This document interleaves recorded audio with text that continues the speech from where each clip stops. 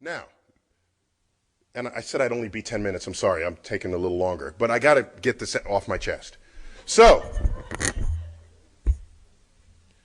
now I'm becoming a scientist. I'm in college majoring in physics.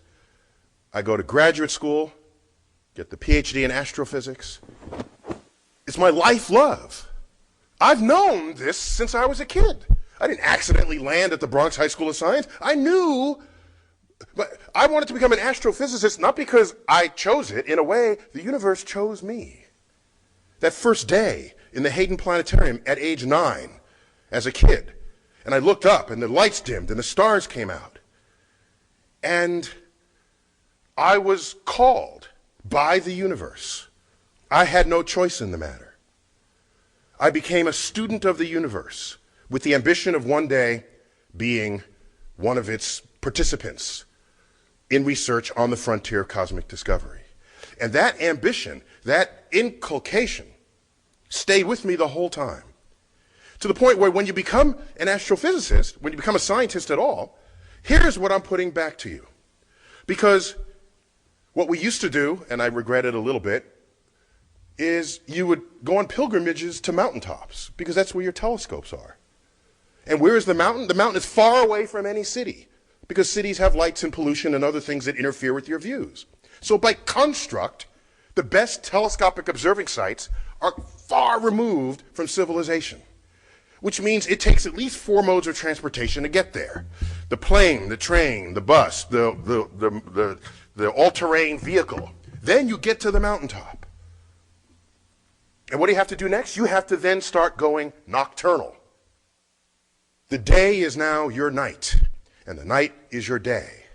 And so that's part of the pilgrimage. There's the effort of the travel, and then there's the effort of flipping your schedule and going nocturnal. Then there's the telescope itself, this conduit to the cosmos. It's a physical, it's a tube. It's a conduit. And I sit there and I reflect on it. My specialty was the center of the Milky Way galaxy, 30,000 light years away. And so I have my digital detectors, I've got the telescope, it's dark, it's just me on this mountain and the universe. And I look up and I just think to myself, there are photons that have been traveling for 30,000 years. And I'm sort of snatching them from this journey and planting them into my digital detector. And then I started feeling bad for the photon, and I said maybe it wanted to continue, but I got in its way. But then I said, no, those are probably happier photons than the one that slammed into the mountainside, that will go unanalyzed and will not contribute to the depth of our understanding of the universe. But so there's not only the fact that I'm on the mountaintop, there's the knowledge and the feeling that I'm reaching out to the universe with these methods and tools of science. And then add to that the sum of 20th century knowledge about the origin of the chemical elements, something the chemist would not be able to answer without the help of the astrophysicist. You can't go to the chemist in your high school chemistry class and say, where did these elements come from? The teacher wouldn't know outside of the domain of science, from within the domain of chemistry. That was informed by astrophysics. We can trace the elements. They were forged in the centers of stars, high-mass stars, that went unstable at the ends of their lives. They exploded, scattered their enriched contents across the galaxy, sprinkled into gas clouds that then collapsed and formed stars and planets and life. And so these ideas, these cosmic perspectives, this pilgrimage to the cosmos, there are people who say, this makes me feel small because I need to see the immensity of the cosmos. And I say, no, you're not thinking about it the right way. By the way, when we opened our facility, I got a letter from a psychologist from the University of Pennsylvania. He had seen our show, which was a zoom out from Earth, and Earth just shrinks to nothingness as you go to the edge of the universe. And he wrote me a letter that says, I specialize in the psychological effects of, how did he word it? Excuse me. He said, hello, Dr. Tyson, I'm, Johnny Jones. I'm a psychologist specializing in the effects of things that make people feel insignificant. And I thought, bummer of a job. Man, is that what you do for a living? And he said, needless to say, your show was was the greatest elicitor of feelings of smallness I have ever seen. Will you allow me to conduct a survey on the people who visit your show? And I thought to myself, there's something wrong here, because why does he feel small, but when I look up in the universe, I feel large? Then I realized the problem was his ego was too large to begin with. He came to the problem thinking too highly of who and what he was to begin with. Because then everything that happened in the show destabilized his self-image. Whereas I know that the molecules in my body are traceable to phenomenon in the cosmos. And it's our 15 pounds of gray matter that figured this out. There's a kinship with the cosmos that resonates deeply with New Age thinking, but I'm not apologetic about that. It's what we find. If whatever we find resonates with whoever, go ahead, take it. But what I want to know is, we're in one of the greatest centers of neurophysiology. I want somebody to put electrodes on my head.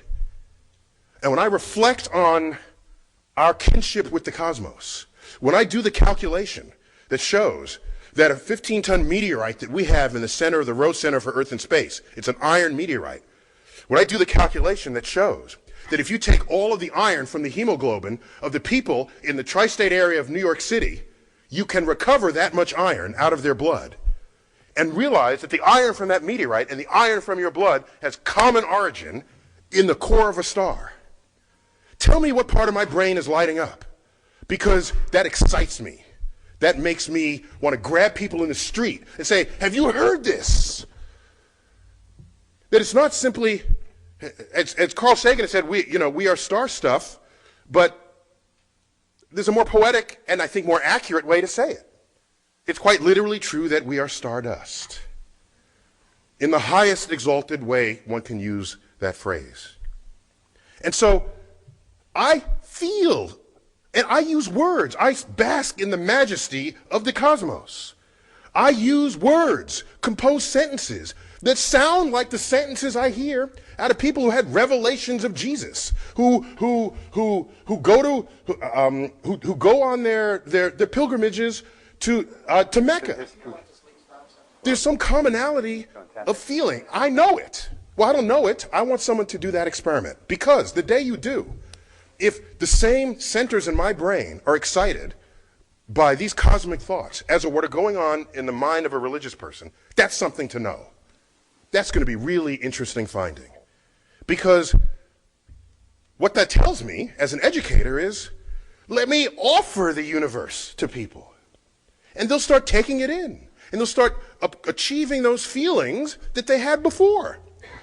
And I don't so much care whether they abandon previous feelings. I've got an offering that keeps growing, that keeps becoming more majestic. When the Hubble telescope was announced that we were going to cancel, when it was announced that we were going to cancel the Hubble telescope, the greatest outcry to not do that was not the astrophysicists. It wasn't from within NASA. It was the public. It was all over the op-ed pages and the talk shows.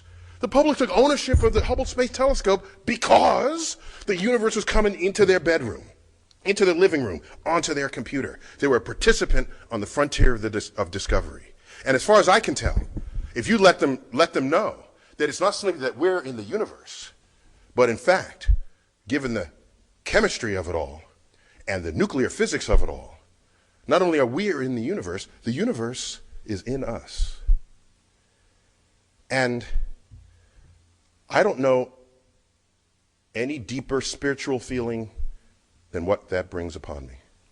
And I just wanted to leave you with those thoughts. Thank you.